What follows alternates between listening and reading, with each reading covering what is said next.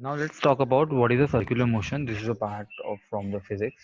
So when you talk about exactly the circular motion, what comes to the mind is like circular motion is nothing but is described as a movement of an object while rotating along a circular path. So what is the important? यहाँ पे क्या important है?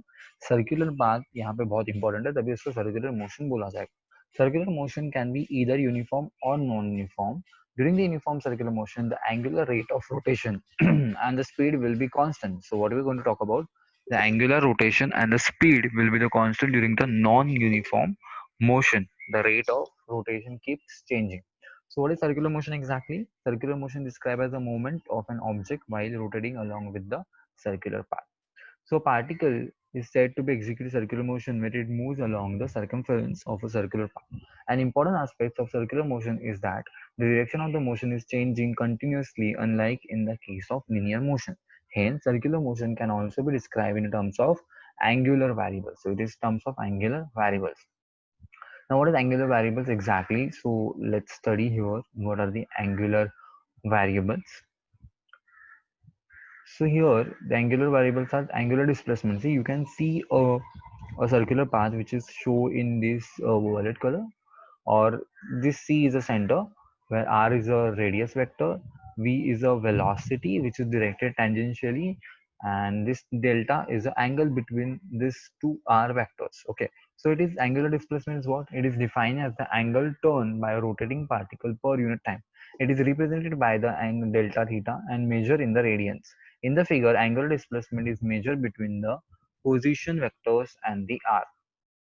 So angular displacement, how can you determine it? It is defined as the rate of change in the angular displacement of a particle in a circular motion. So it will has to be circular motion and defined as the rate of change in angular displacement. Omega is equal to, we have to talk about limit delta t tends to 0, delta theta divided by delta t, it will be give the derivative of theta upon derivative with time with respect to time. So d theta with respect to time is the omega, that is angular velocity we're going to talk about. See, here is just a velocity which is a linear velocity, but we are converted into what? Angular velocity, because the particle is moving in a circular manner, not in a linear direction. So that's why we have derived this, that is omega is equal to d theta. Papa phone उचला तरी मी record करतोय, नाही तर बंद करा.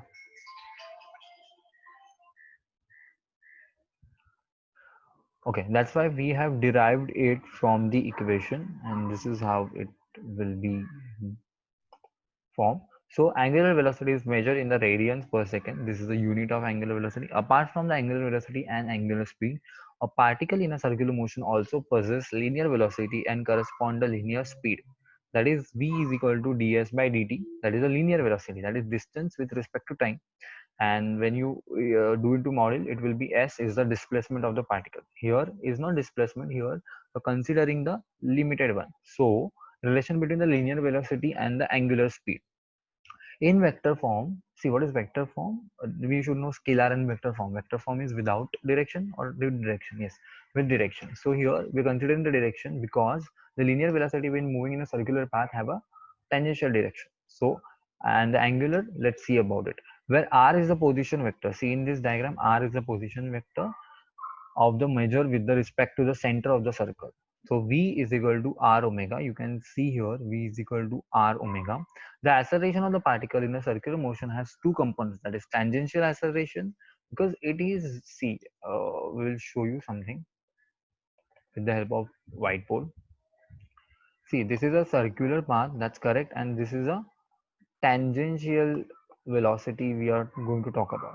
But acceleration has to be from the middle part, but it is resolved into the two part, that is a t and another a1. This is actually the um, acceleration. This is resolved into the first component, this is a second component. What those are component, let's see here what those are components. So let's come back to the point. Okay, so tangential acceleration, that's the AT. This is the component of acceleration in the direction of the velocity of the particle. And radial acceleration, this is the component of acceleration directed towards the center of the circle. This component causes the change in the direction of the velocity of particle circular motion. So there are two acceleration, one tangential, one radial. And see, you can see one tangential is there and one radial is there. Okay, so this is the formula which is derived is this. They have give us this formula, that is AR is equal to V square R omega square. This is the formula they have given. So one is a tangential acceleration, another is a radial acceleration is there. So these are the points they are covering in this things.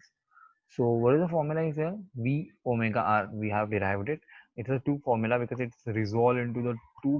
One is a radial and one is a tangential, that is got resolved into first component and the second component. The first component tangential acceleration, another is the radial acceleration which imparts the direction. See, radial acceleration is very important because it actually component causes a change in direction, and the tangential one gives the velocity of the particle. So this is the thing. If you talk about the tangential, it will be contribute to the velocity, and this radial will be give the direction. So this is the thing we have discussed here. Okay, so these are the things we have discussed here. So we done with the angular acceleration or angular circular motion.